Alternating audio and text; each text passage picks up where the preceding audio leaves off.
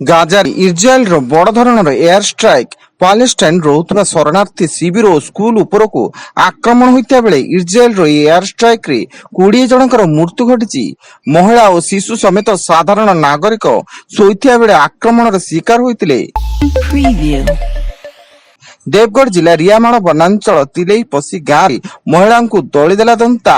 ଘଟଣାସ୍ଥଳରେ ମହିଳାଙ୍କର ମୃତ୍ୟୁ ଘଟିଥିବା ବେଳେ ମହିଳା ଜଣକ ଭୋରରୁ ଶୌଚ ପାଇଁ ଯାଇଥିଲେ। ମୃତ ମହିଳା ଜଣକ ପୂଜା ମାହର ହୋଇଥିବା ବେଳେ ତାଙ୍କ ସ୍ୱାମୀ ଏବଂ 3ଟି ସନ୍ତାନ ଅଳ୍ପକେ ହାତୀ କବଳରୁ ବର୍ତ୍ତି ଯାଇଛନ୍ତି।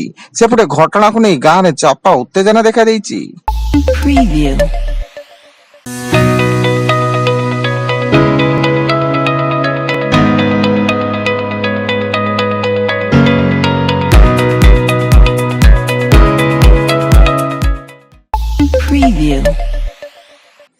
ଆନନ୍ଦପୁର ନନ୍ଦୀପଦା ଥାନା ବଡ ରମ୍ପାସ ଗାଁରେ ଘର କାନ୍ଥ ଭୁଶୁଡି ଜଣେ ନାବାଳିକାର ମୃତ୍ୟୁ।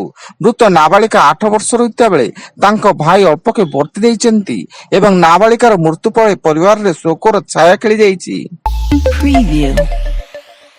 ଯାଜପୁର ଜିଲ୍ଲା ଘସିପୁରା ଥାନାରେ କୁଟିଆଠାରେ ନବବଧୂ ହତ୍ୟା ଅଭିଯୋଗ ହୋଇଛି। କିଛି ଦିନ ହେବ ଯୌତୁକକୁ ନେଇ ଶ୍ୱଶୁର ଘରେ କଳହ ଲାଗି ରହିଥିଲା।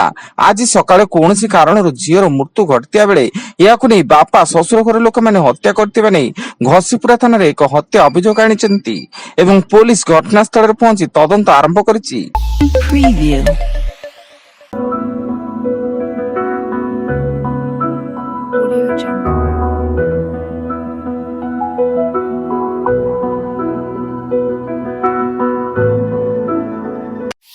Preview.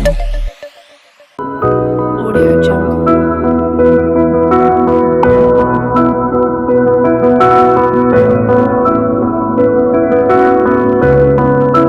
Audio Jungle.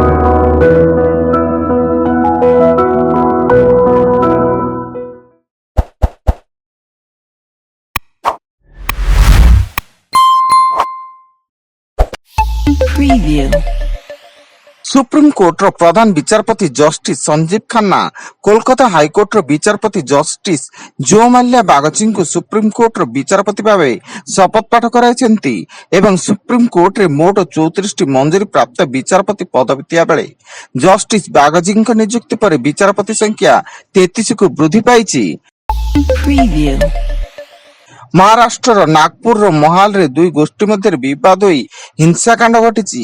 ଏହି ହିଂସାକାଣ୍ଡରେ ଦଙ୍ଗାକାରୀମାନେ 25ରୁ ଅଧିକ ବାଇକ୍ ଏବଂ 3ଟି କାର୍ ଜାଳି ପୋଡ଼ି ଦେଇଥିବା ବେଳେ ପୋଲିସ 60ରୁ 65 ଜଣ ଦଙ୍ଗାକାରୀକୁ ଅଟକ ରଖିଛି ଏବଂ 25ରୁ 30 ଜଣ ପୋଲିସ କର୍ମଚାରୀ ମଧ୍ୟ ଆହତ ହୋଇଛନ୍ତି।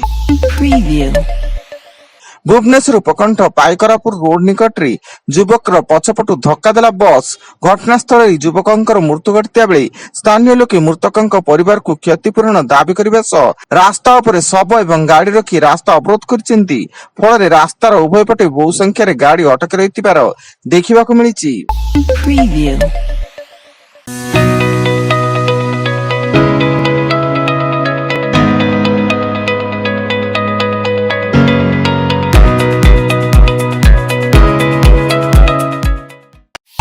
Preview.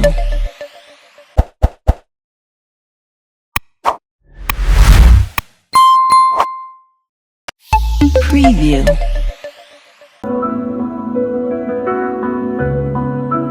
Audio Jungle.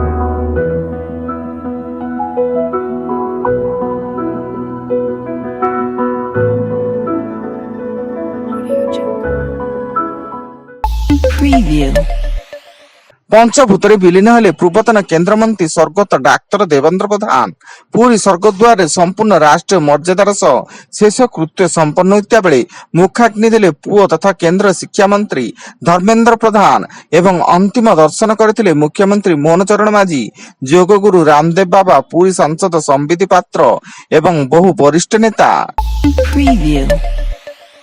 ଦୀର୍ଘ 9 ମାସ ଧରି ଆଇଏସ୍ଏସରେ ଅଟକି ରହିଥିବା ନାସା ମହାକାଶଚାରୀ ସୁନିତା ୱିଲିୟମ୍ସ ଏବଂ ତାଙ୍କ ସାଥୀ ବଜ୍ ୱିଲ୍ମରଙ୍କ ସମେତ ଅନ୍ୟ 2 ମହାକାଶଚାରୀ ନିକ୍ ହେଗ୍ ଓ ଆଲେକ୍ଜାଣ୍ଡର ଗୋର୍ବୁନୋଭ ଆଜି ସନ୍ଧ୍ୟା ସୁଦ୍ଧା ପୃଥିବୀ ପୃଷ୍ଠରେ ଅବତରଣ କରିବେ ବୋଲି ନାସା ପକ୍ଷରୁ ସୂଚନା ମିଳିଛି।